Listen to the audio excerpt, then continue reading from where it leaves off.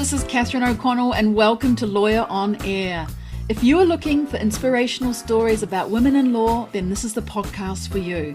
Join me and my lawyer ladies as we enjoy a glass of wine after a hard day at work and talk about the world of women in law. It's my passion to share stories of amazing legal ladies who are working as in-house legal counsel, who have law firm roles, who are leading on boards, and who are doing law differently.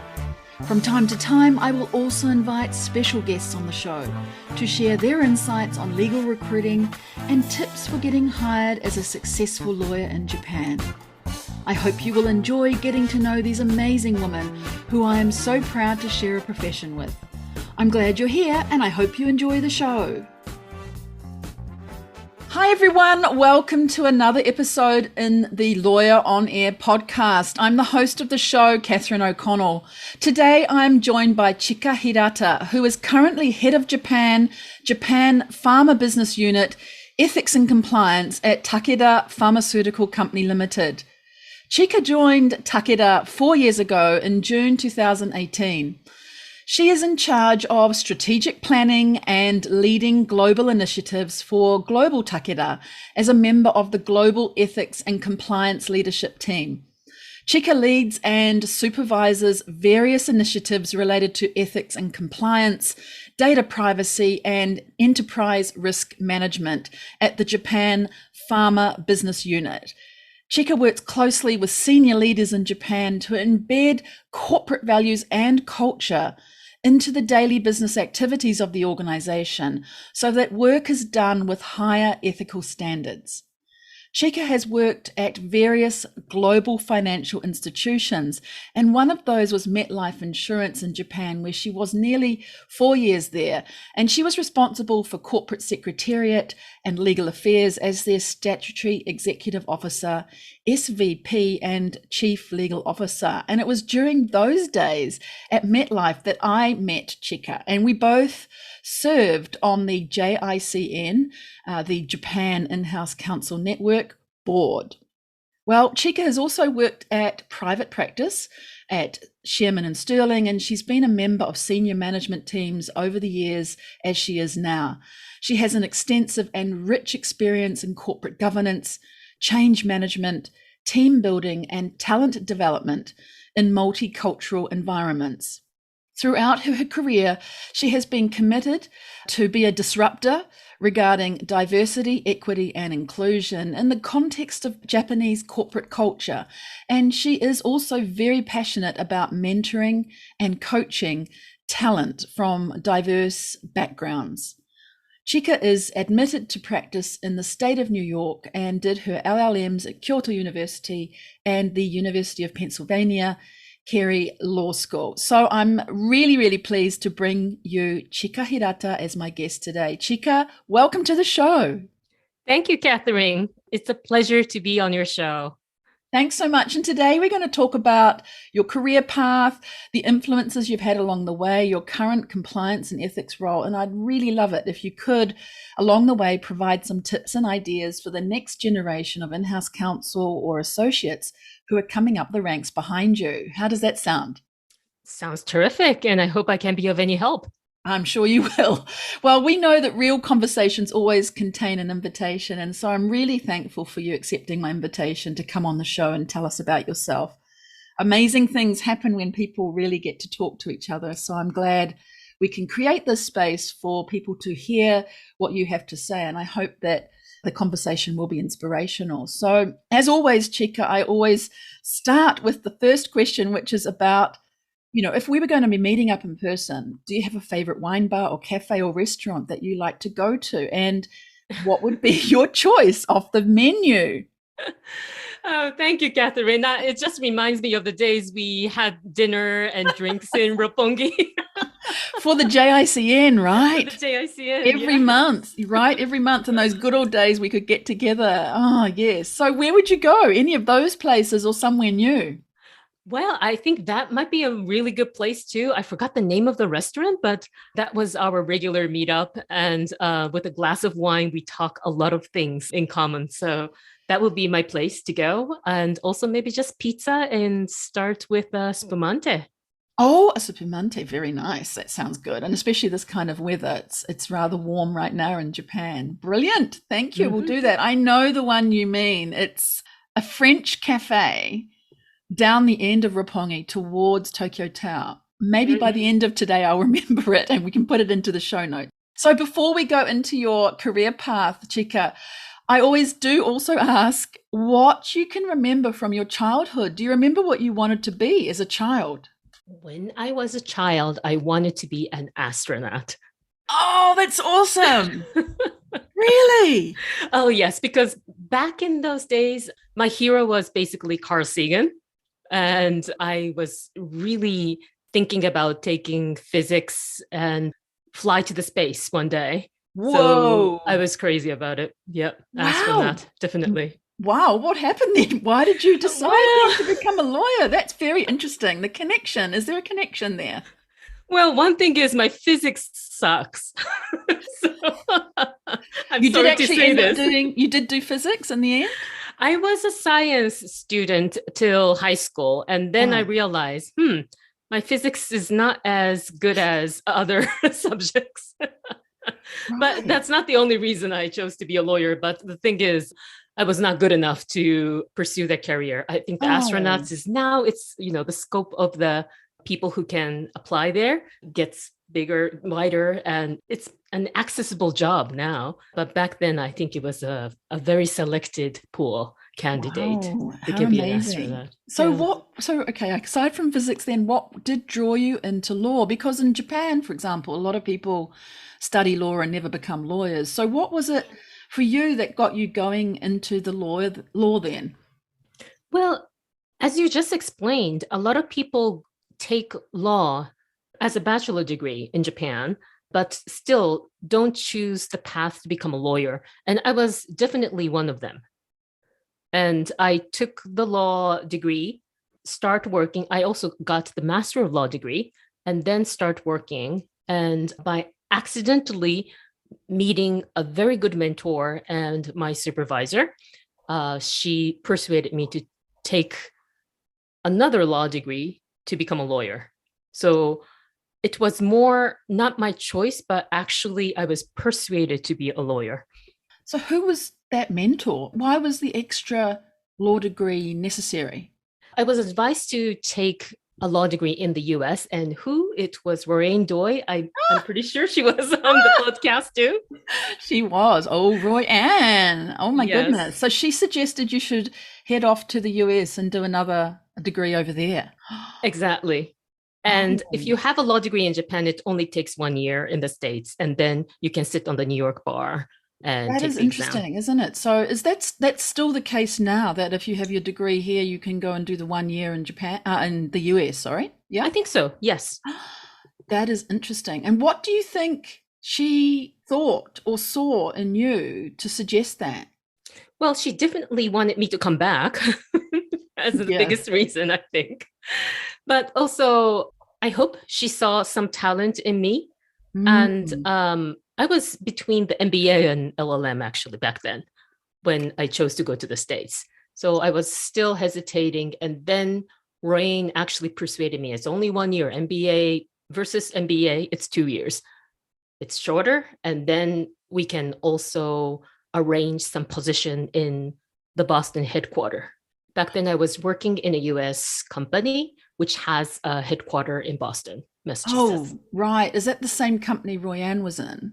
Exactly. Yes, State Street. Right. State Yes. Street. Yes. Yes. That takes me back. I think that's when I first met Royanne. She was at State Street. She sort Mhm. of blew me away how amazing she was then. So, isn't it strange or interesting or just absolutely lovely that we're all still connected now from those days back, 20 odd years ago? It's incredible. It's incredible. And I was very blessed to have so many great mentors and peers and friends who can give me advice. So back then, I remember I was still a young kid and I talked to a lot of people.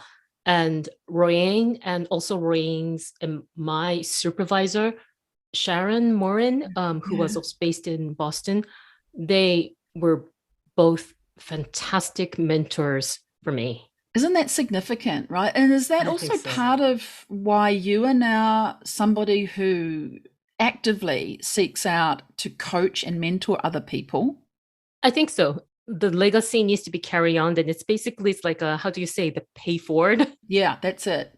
Wow. So you went to the States and you did your 1 year, but even on that, you were on the edge there to think of something else. But once you got into the LLM then in the US, was that something that you thought, this is it? I really do love law and this is what I want to do? I'm hesitating to say that. Yeah, well, that's okay, because I also Yes. think we may do something, but it doesn't actually click with us until later that we decide that actually what we did then was right. Sometimes even when we're in the process of doing it, we don't always think it's maybe the right thing.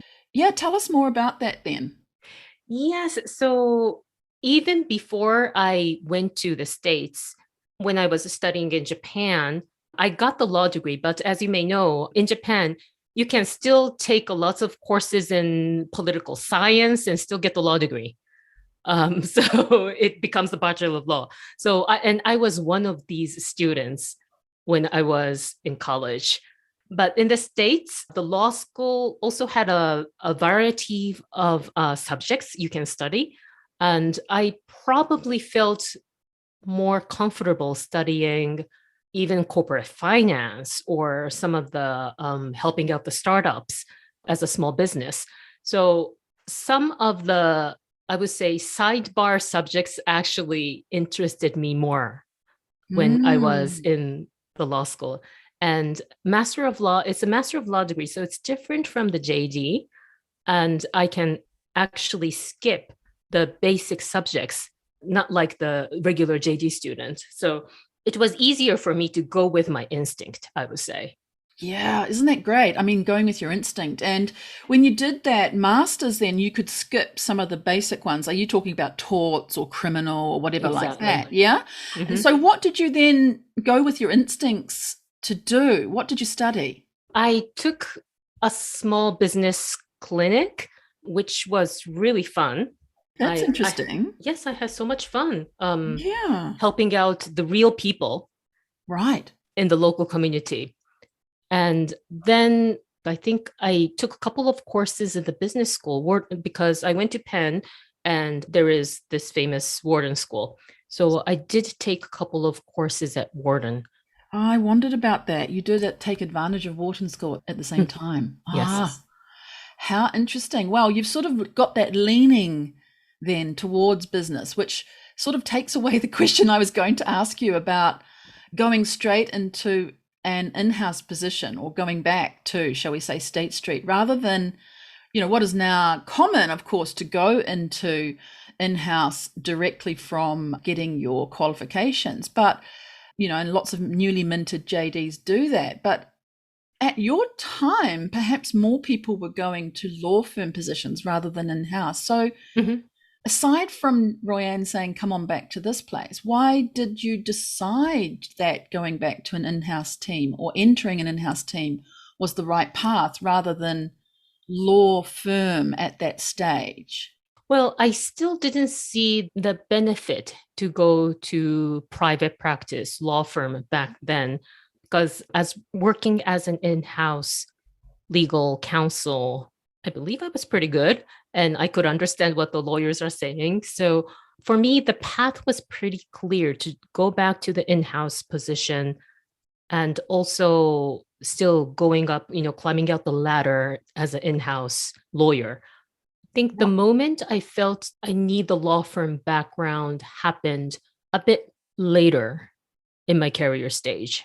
Yeah, and we'll come to that. I just wonder why or how it could be useful for people to know that who are listening that, somehow within you, you knew that in-house was the right path for you and you'd done a lot of the business topics when you were at Penn. But is there something that you should trust your gut perhaps in deciding what to do, or could it be different for other people that perhaps being drawn to private practice is the right way? Is there no set way, is what I'm trying to ask you, that you can choose Mm, whichever? What do you think?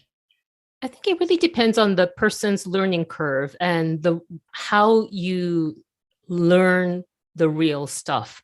Because some people are better with the OJT.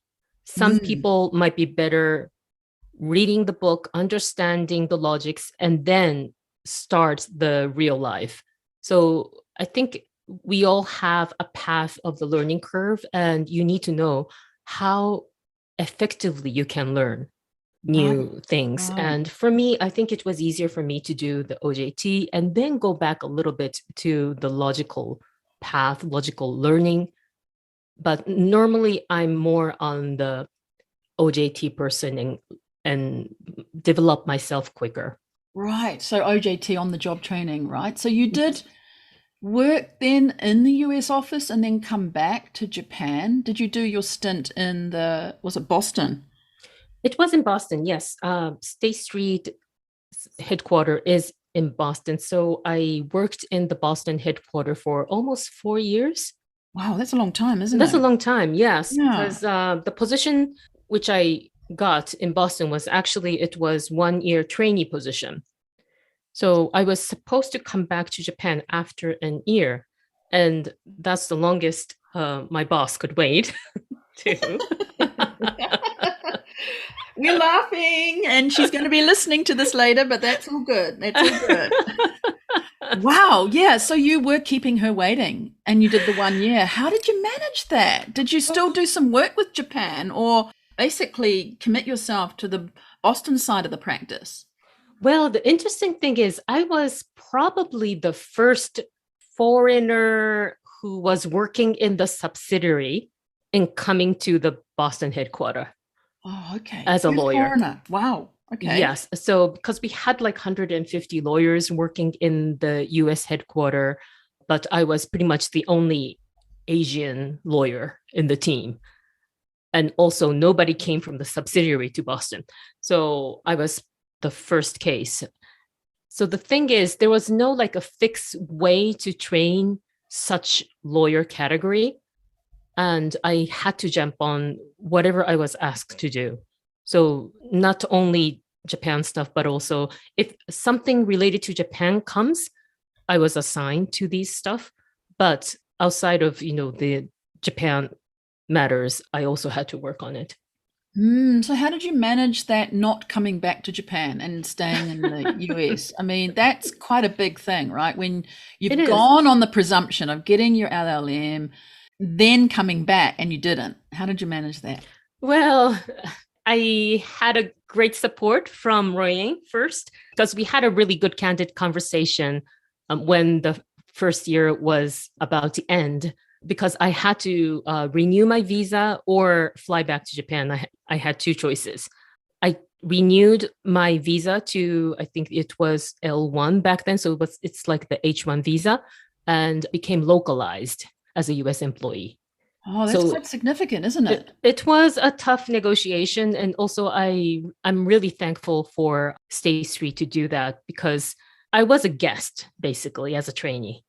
But now they got the FTE and then hire me officially. Right. So I was a very lucky case, I believe. I think perhaps even more than lucky, you must have proven yourself. They wouldn't do that for anybody. And so there must have been, without you trying not to be humble, it sounds like there was some strength there with what you were doing, and they wanted to have you there for longer. And then on the side of, Royanne back here, she obviously has to make some adjustments in her area as well. But isn't that amazing how you can do that? Whereas you may think you're strictly confined to doing one certain path. What you're showing is, if you have this aptitude, people may actually be quite flexible in where and how you do your work, as long as it's going to be beneficial for you and also for the company at some point, right? Yeah, exactly. I mean, I'm not proud of it, but I was probably not that active, proactive, and enthusiastic about, let's say, searching my path, career path, and persuading people to let me do that. It was more of a given role and path, I would say. And thanks to these incredible mentors, they really led me well. Yeah. That's how I would phrase it. Wow, that is incredible. And then, so you did just 4 years in the US, but then you did actually come back to Japan. How was that? Was it different, even though you're in the same company in two different countries? Did it make a difference for you? I think the real career path actually started around there. So when you hit the fourth year, the next hurdle is, okay, are you going to take the green card or not? And I had to really think about it. Am I going to live in this country for forever or for a while? Or am I still trying to get back to Japan? So I was thinking about that. And then a couple of options I had was, yes, I can work a little bit longer, but maybe not permanently. Then permanently at State Street too, because I was also hitting the ceiling back then, working as one of the counsels. And then I realized I might not be able to become the head of legal here. And that was becoming one dream for me. And if I need to be the head of legal, I need something on my CV, which turned out to be the private practice. Ah, okay. That's interesting. Yes. So year 4, I was thinking how to actually work on my career for the first time pretty much in my life by myself. And Right. then I realized I need a private practice experience. Why would private practice be necessary for head of legal? Well, I was actually observing some of the head of legals around me, and then everybody went to private practice and worked there for at least 3 to 5 years. And then I realized, I do need a private practice to be a manager / head of legal. So I think that was some of the takeaways I got from my peers, colleagues back then. Yeah, it's interesting. But I think to be that head of legal, you also have to have done what you were doing in the US, working in-house and in Japan, because one of the things that I think is important is when you're head of legal is that you need to manage outside counsel, for example. And if you've been one yourself, you've been an in-house legal counsel, then you can do that, I think, effectively. So what do you think? True. Yeah, what do you think about that? You think that too? Yes, it's true, because I know how to use lawyers. And as a client side, I know how they work, how they can work under the instructions from the in-house counsel. So I had that experience. And one thing I realized was I need to be on the other side too. Right. How to work closely with the in-house counsel. And having both experience actually really helped in the end. Yeah, especially now in my position, I feel like, yes, the private practice experience, not the most exciting one for me, but still it was necessary.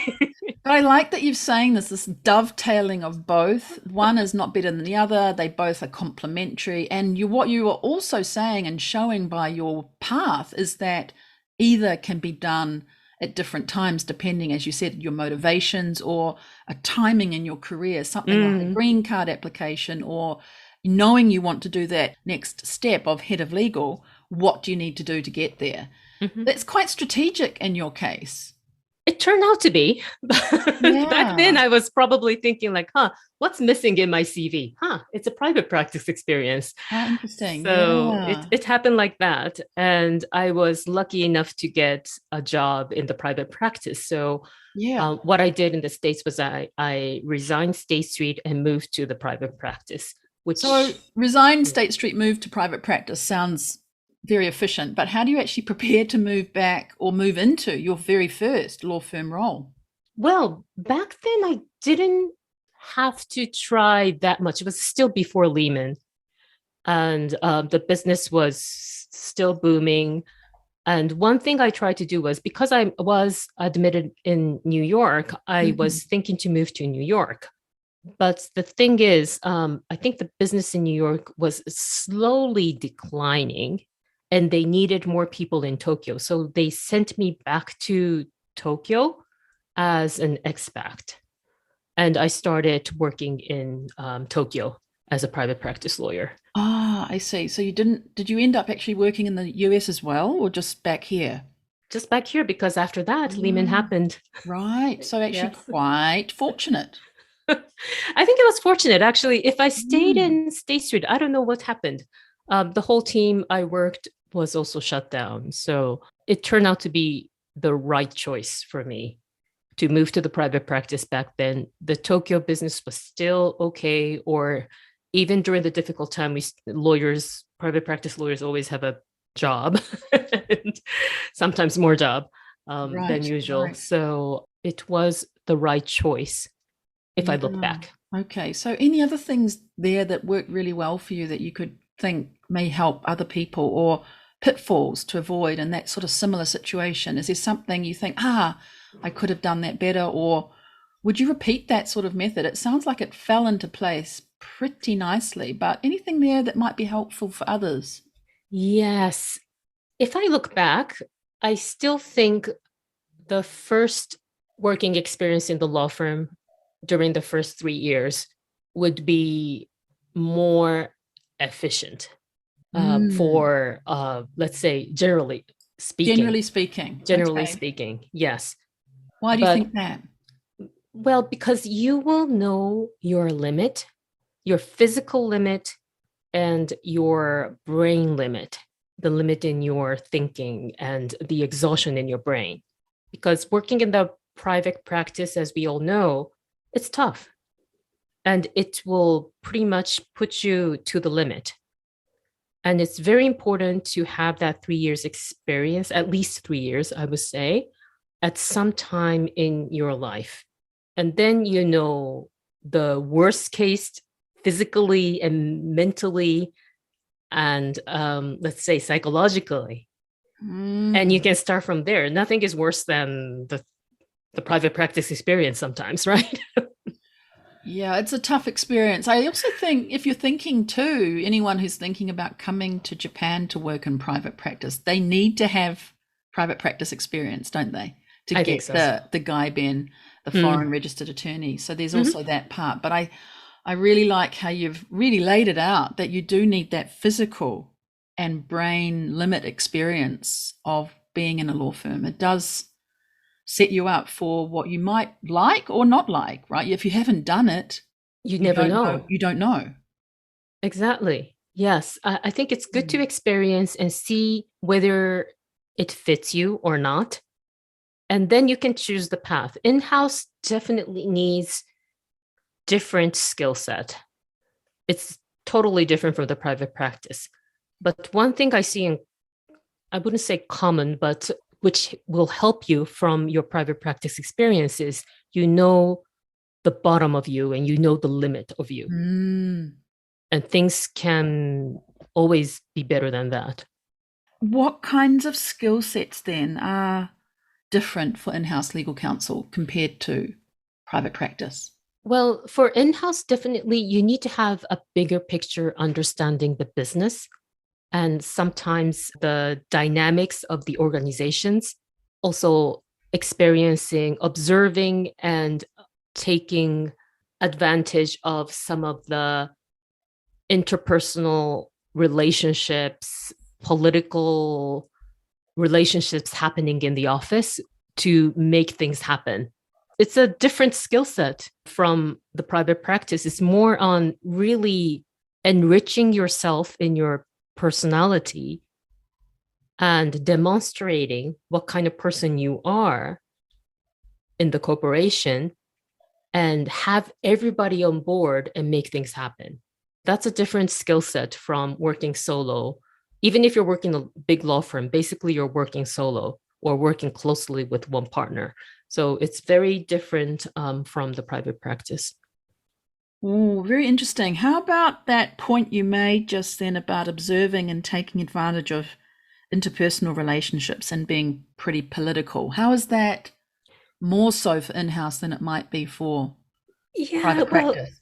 It may sound negative, but the thing is, it's just an interesting observation of what you said. So I'd like to have a little more info there because it's a very interesting topic. Yeah, so working as an in-house counsel, sometimes you might end up as just an advisor because people will knock your door and then ask like, oh, counsel, can I do this or not? Is there any legal limitation or not? But you need to ask questions to get the full picture. And then you might need to step outside of your counsel line to give the most effective advice to people. And to do that, you might need to reach out to some other people who are not actually coming to your office, but still outside. Or sometimes you need to bring it up the chain or bring it to the board or executive committee to have a proper discussion, discuss about the pros and cons of the deal, or getting input, getting feedback. And that's outside of scope if you're working in the private practice, but as an in-house counsel, you need to do that because you're working as one team, not only the legal. If business makes mistakes, you also get the cut of it. So you need to have this really good mindset about working in one organization. I think that's really helpful. What then drove you? Is that what helped drive you then back to your in-house role? Because you left the law firm and you went back to that. I think so. It's because, and here's what's worked for me. I started off as a in-house counsel, and when I start working at State Street, I had the privilege to sit on the board meeting, executive committee meeting at the very early stage. And I could see how the CEO thinks, how the CCO thinks, how the COO thinks. So I could work closely with these executive people and saw the big picture at the first place. So my mindset, my learning started from there. How do we make things happen? Not the lawyers are going to do it or not the business are going to do it. How together we can make it happen in the organization. So that was my experience. And it was easier for me actually to go back to the in-house because the private practice experience actually limited myself not to think about it. Because sometimes you do the M&A deal, you don't know whether that deal went through or not. Because when you close the deal, it's over. But sometimes the post M&A deal maybe didn't go well, but it's none of your business because you're not retained anymore. And you're on to the next job. Exactly. Very interesting. I think you've got a point there about that so-called seat at the table, and you've talked about that being on the board, being on the executive committee, and seeing how the CEO thinks and the COO and those other C-suites. That is so critical because if I reflect on my in-house experience too, it wasn't until I became the lawyer that was head of legal that could see that, be on the board and see the big picture that I understood. Oh, this is why we do these things. This is why I did those things in the past. But if you don't have that seat, it's very hard to see any of that. And you do kind of work in a little group by yourself rather than knowing the big picture. Yeah, it's a good point because I had the privilege to sitting there when I was young, but sometimes you never know till you actually get the seat at the table, and sometimes it's too late.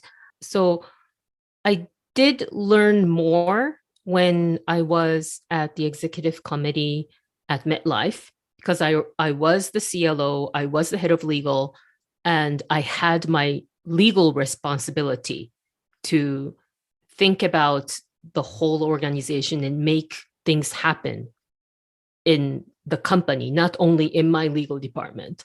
So definitely you learn more if you have the position at the higher stage, but I think it's an absolutely fantastic experience for young people or less experienced people to even observe these business meetings, the top executive business meetings, and you learn so much from these process of decision making or discussions.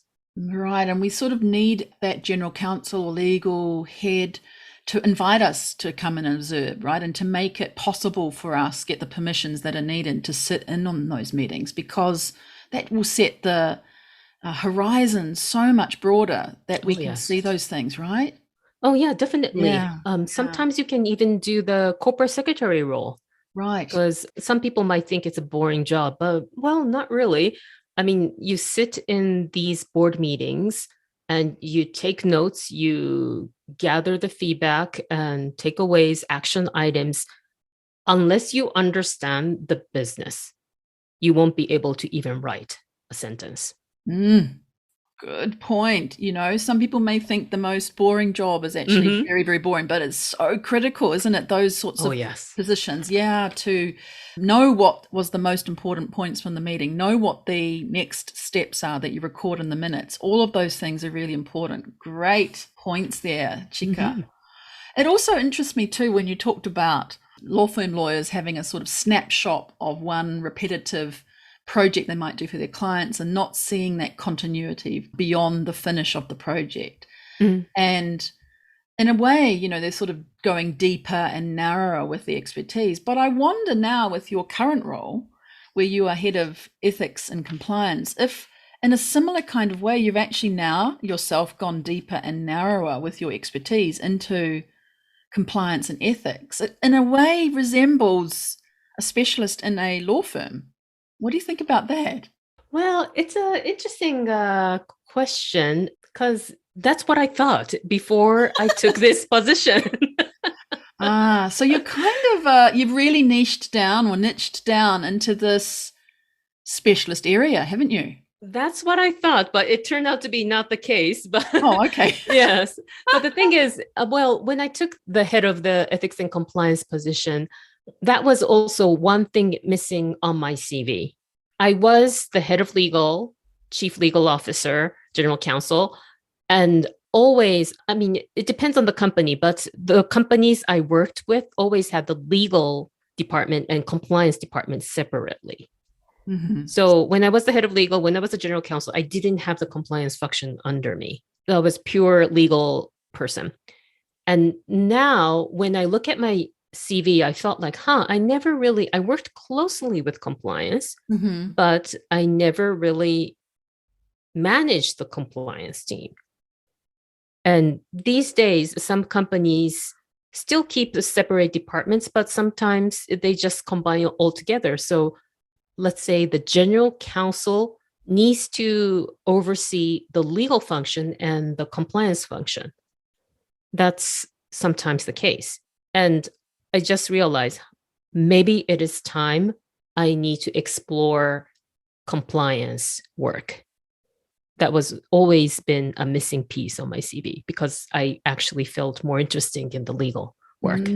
Seems rather strategic as well. You've looked at what you have done and where you could probably expand on filling in some other areas to, flesh yourself out a little bit more and have broader capabilities.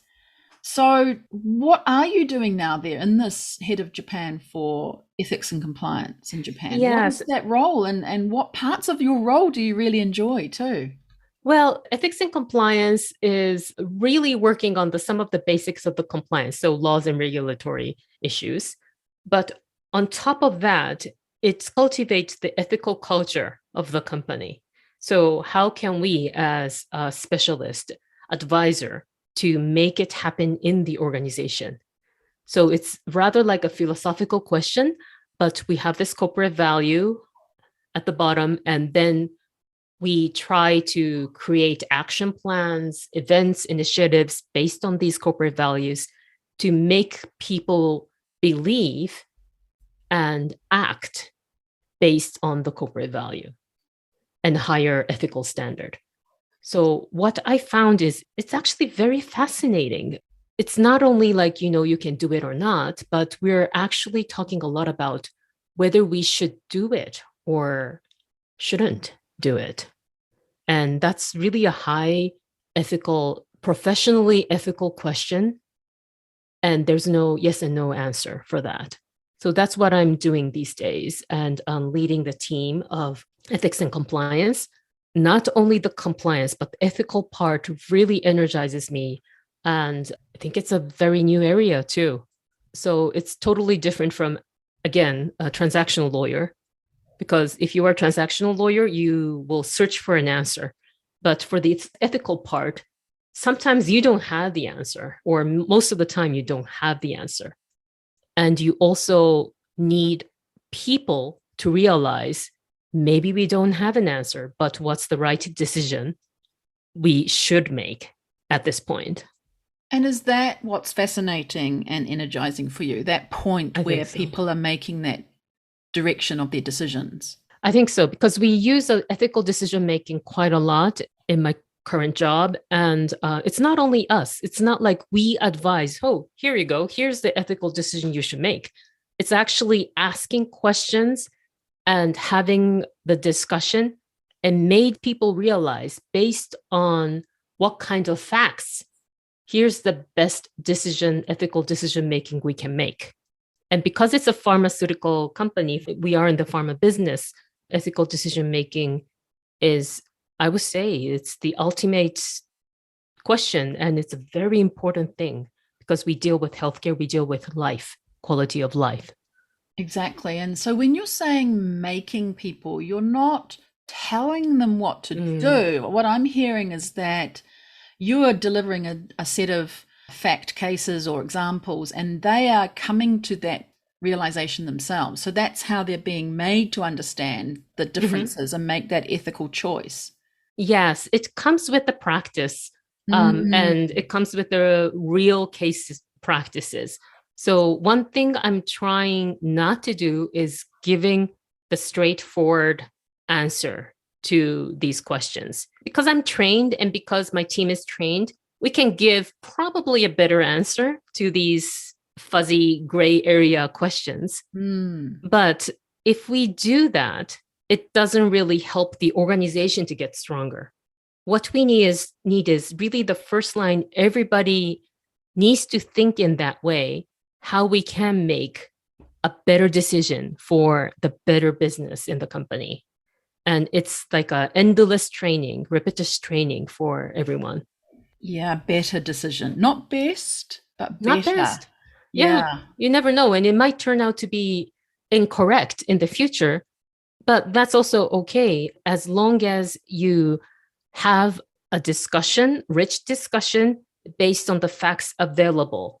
At the time. At the time, exactly. Yeah. And there might be a better decision later, but at the time, this is the better one. Exactly. Very interesting. Now, would you recommend this kind of area of work then for people to think about compliance and ethics and compliance as an addition to being a pure, shall we say, lawyer? Doing, traditional, maybe transactional in-house or law firm work? What would you think about that? How is it a really good thing for, say, law students or people coming up the ranks to think about as an option for their careers? I strongly recommend it. At some point in your career, it's highly recommended to take that role. Or also, maybe it's better for people who have certain experience and then move on to compliance, because you need to really sit down and think by yourself too. And you need a rich experience in yourself. If you're, I'm sorry to say, if you're a shallow person, I mean, you're never going to get the right questions or right advices or supporting the business people's ethical decision. So you really need to know the business. And then you need to have the long experiences really thinking, reading books or watching TV, watching news. What's the right thing to do? So there are just so many things going on in this world right now. So even watching all these daily news, what would be the right thing to do? You always need to think about the philosophical question in your mind. And if you have that luxury, or if you have that eager to know, it's the right position for you. Yeah, I think you're right. Everything that we see on TV is not simply just watching it, but thinking also behind the scenes, the ethical choices that are being made every single day. Exactly. In all kinds of ways. That's really very interesting. Thank you for that. And I do also want to talk to you about a couple of things you mentioned when you sent your bio through to me that I mentioned at the top of the show. And one of those is about being this DEI disruptor. I loved that explanation. And disruptor. Yeah, disruptor. And you said you're committed to that in the context of Japanese corporate culture. Does this tie into what you've just been speaking about around ethics, or is this something different? What does this mean? Well, I think it's linked to this ethical. So how should we actually really make it happen in this traditional Japanese culture company? And you start in your everyday life. And if you have a seat on the board, you have the obligation to speak up. So now the generation changes, and you see more women in the executive committees or management committees, but still they're not equally treated. We see some inappropriate words here and there too, and it's always on the news. If you have a seat on the table, don't be silent, speak up. And that's one thing I always tell myself. It's awkward, it's a bit scary, but I keep saying it. Even everybody hates me. Mm. And I make it also clear I have an obligation to speak up as a minority at the table. I said that a couple of times in my career to everyone very clearly and frame the conversation. Brilliant. Anything else there on that? DEI is sometimes it's still like female male in Japan, but as a legal counsel or someone in the compliance, ethics and compliance, you see more DEI here and there. And for example, like even if you hire somebody with the challenges, how would you position yourself in that strategy, hiring strategy? It's just the same as hiring female in the company. So I think you need to step out of your comfort zone as a legal counsel or compliance person and talk to HR or talk to some of the hiring managers in the business and have that conversation. Sometimes they might not like you, but still, it's very important to start that conversation in the company because it never happens if you keep yourself silent on these topics. So one thing I really encourage is we may have the privilege to know some of the laws and regulations around the DEI or some of the movements happening in the US or some of the movements happening in Europe.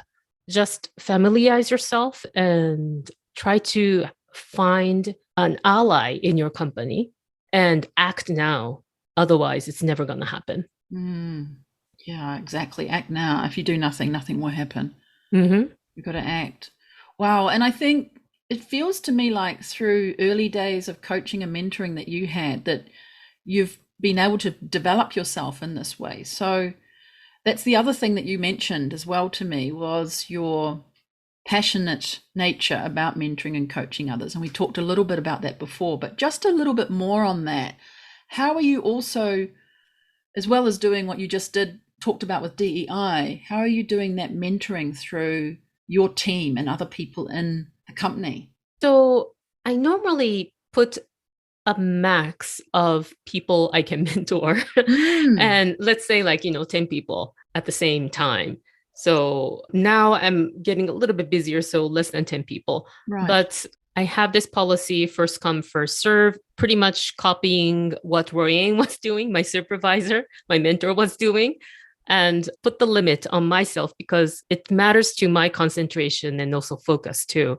I cannot have everybody in my candidate line. So my mentees are 10 people top, could be internal, could be external, outside of the company, inside of the company. And I try to have that variety. Also welcoming male mentees too, which I also have. And I set up a couple of goals or challenges they want to overcome in the next 6 months to 1 year and really work towards that. Oh, that's great. So you do focus on a certain area that they want to improve in rather than doing lots of different things. I like that idea of doing the one thing that they want to achieve, for example. Yeah. Yeah. Great approach. Otherwise, sometimes it becomes like the chat moments and that's okay too. But I would rather categorize it as a coffee time or something. Right. So when we talk about mentoring, we need to have a little more limited scope or focus scope, and the mentee needs to work towards it. How does someone find a coach? How do you become a mentee? How do you do that? So I have this first come, first serve type of approach. I make it very clear to my colleagues or some of the, let's say like a younger generation who are looking for mentors. So if it happens in my company, I list myself and also talk publicly about my availability, and don't hesitate, but come to me. And if you are in the first 10 people, yes, I'm happy to work with you. So some of the framing and make it clear what you are expecting and how much work the other side needs to do, the mentee needs to do. That sometimes help. They think about it and they're ready when they come. It's not like, okay, let's start a mentor-mentee program. And by the way, you're one of the mentees, so join this program. It sometimes doesn't work that way, or it doesn't last, I would say. Yeah, you're setting out what you expect, but also what you expect from them. And that's already basically agreed before you even... It's like agreement, right? Kick off, yeah. Well, somebody who's probably listening to all of this, Chika, you and your role that you've said fascinates you and energizes you, the work that you're doing around DEI and this mentor-mentee situation. If someone thinks, I'd love to be doing a role like Chika's got in the future, what kinds of advice would you give them to do that? What sort of steps should they take or not take to concentrate on? It's a big question. It's a big question. Yes. One thing I would recommend, and it's something I do, is list up all the dreams, all the ambitions, all the wannabe on a paper or a computer screen. And if you have a list of 10, 20 things, think about the priority too, because life's short and also your hours are 24 hours top and you need to sleep. So you need to prioritize some of the stuff you are thinking in your mind because you might get distracted. So you really need to think about what's your priority and also list up some of the daily priority you have. It could be your family, your kids, or maybe some professional career you're looking for. But you cannot have all. I'm sorry to say that, but also it's a bit, let's say, it gives you a little bit of comfort to hear this.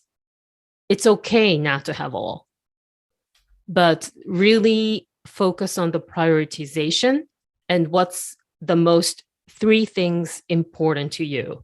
You won't be able to have 10 of them. Maybe less than 10 is the maximum you can go. And just, put the backlog on the shelf and don't even think about it for a while till you focus on the important things in your life. I think that's one thing I always try to do, even for work. I mean, if you feel overwhelmed, if you have too many things to do, just list up everything. Take some time, a couple minutes to write down, scribble, and delete the bottom 3 things and not think about it for now. I love that. Delete the bottom 3. That's really empowering. And it's okay. Still, you're gonna, achieve something, right? Exactly. Well, for you then, what's your future dream for your role? Well, what's on your priority list? On my priority list, so I am developing my successor right now. And at some point, it could be at Takeda or it could be outside of Takeda. I also want to have a different role. I might want to go back to the general counsel role and also as a executive officer role. And after that, just like you, Catherine, I might also want to be the external board member of the company. That's a great thing. And you can do them consecutively as well. So I put that there for you as well. What a great idea to have those in your mind of what you want to do. And I think that's really important for people listening, is that you do have your future thoughts there. And I believe, as Chika, being quite strategic, you will work towards those. Very interesting. And one thing I try to keep in mind is we need to work on our career strategically and open up a seat when you also become at some level. Otherwise, if you don't move, if you lose your passion to move forward, your team is going to get stuck. They won't get the position, or they won't get the one higher position. Yeah, so true. Open up the seats for others. Open up seats. Yes. Yeah, that's and you can, the biggest contribution, actually. Right. Oh gosh, yeah, the biggest contribution. You said it. So unless you do that and you're holding your seat, no one else can get there. And I know a friend who had always wanted the GC role, and because they knew that person ahead of them was holding on to that position, they couldn't get there, so they went elsewhere to find it. But if you hold on to something, you're not going to be able to bring up or allow open spaces for the next gen to come up. Yeah, exactly. And having that experience, letting your team having that experience, that's the biggest legacy you can actually leave to your team. So if you are leading a team, it's the ultimate question. You always need to think about it. When is the right time to give the biggest opportunity for your team? Step up. Ooh, I love that. Chika, wow, you've brought it. Anything else you'd like to say here, maybe that we've missed out or that you'd like to re-emphasize, or something that we haven't covered? Well, it's also the international experience it's becoming a must for lawyers. So I think sometimes it's difficult when you have a lot of loads on your shoulder. So really think about it if you are working as an in-house counsel and becoming a head of legal or managers at some point. Really think about it. It's not only the private practice experience, but also global international assignment experience is becoming a must these days. Great idea. And hopefully you can even do it these days without actually going internationally, but doing it online, working with international teams. But I hear what you're saying. If it's possible to actually take a position in another country, that's a great thing to do. Mm-hmm. Yeah. Brilliant. Well, I do always finish up with a wind-up round of questions. So I'll get into those now. If you were to win 1 million yen tomorrow, what would you do with it? It's 1 million, so I can't retire yet. No, not quite. Not $1 million, just 1 million yen. Even $1 million may not be enough to retire on. But anyway. I would just use it for a big travel. Right. Yes. Somewhere like Africa, or hopefully everything kind of calmed down, but in some of the, the amazing rural place in the continent. Got it. Wow. I expect you're a reader or you listen to podcasts. Is there any podcast or book that you are reading or have read recently that you would recommend? It might not be a recent book, but one thing I use Audible actually quite a lot. And Black Box Thinking by Matthew Said. That was good. That was really good. What was good about that? Well, it's compare the pharmaceutical industry, healthcare industry to the airplane industry. And when the airplane crash, there is a black box, and you look into the black box and really investigate what happened, and you figure out the root cause of the problem. Somehow it's not happening in the healthcare in some areas. So it's a good comparison of the two industry and how can we encourage the black box thinking. So open up the black box and really get to the root cause. What a great suggestion. I love it. Okay. I'm going to ask you then what your favorite saying is, your kotowaza, or something that you often say to others. Well, or to yourself. To myself. Yeah. You know what? I talk about I wanted to be an astronaut, and these days the space trip is getting easier. So I would say the George Eliot word, it's never too late to be what you might have been. Let's see. Watch the space. See, there we go. Play upon words. If you were going to write a book tomorrow, Chika, what would you write it about? I think what I just spoke is really, it could be an interesting story because I didn't start off as a private practice lawyer. I started as an in-house and then go to private practice and then went back to the in-house. So it looks like some of the people find it very interesting. So maybe I'll write about that. And one more, famous person or celebrity you would love to meet or have already met? Have already met. Yeah. Well, one thing aside from Royanne Doi. Royanne Doi. When I was in an island in Spain, I met Zidane, a famous football player. Oh, okay. Who was sitting next to me in the airport waiting for a plane to Milano. Did you know who he was? Actually, I didn't know. I was in college and there were like, 5-6 people asking for autographs. And I was like, okay, what's going on with this guy? He was in jeans and he was the white t-shirt. And he probably sat next to me because I was reading book and I was so focused. And then it turned out to be like, I think I saw that guy somewhere on TV. It turned out to be Zidane. So I got his signature too. Oh, good. There you go. How exciting. Oh, that's really interesting. Thank you so much. Well, Chika, thank you for being such a bold and courageous person to come on the show. And it's been such a pleasure to speak with you. You've given up so many wonderful tips. I really have enjoyed this conversation. I really enjoy speaking with you. And thank you so much, Catherine, for letting me having this opportunity.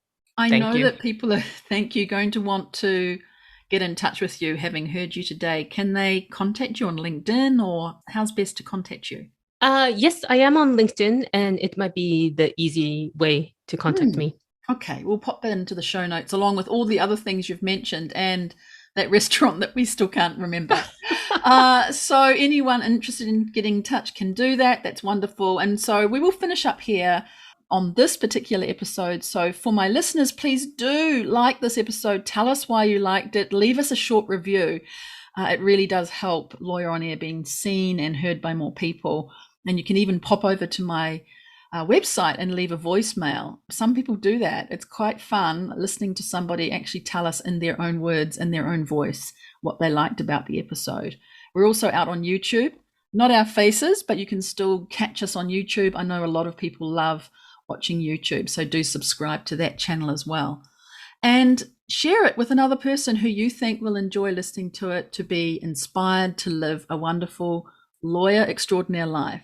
And that's all for now. Thanks very much, everybody. Cheers, kampai, and bye for now.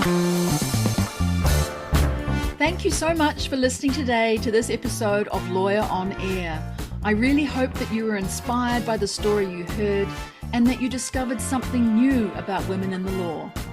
Please subscribe to the show so that you don't miss future episodes. And if you can think of even just one person to share this episode with, that would make my day. I invite you to connect with me to talk more. Jump on over to LinkedIn or Instagram where you can find me, or send me a message via my website contact page. That's all from me today. I look forward to seeing you right here on the next episode of Lawyer on Air. Cheers, kampai, and bye for now.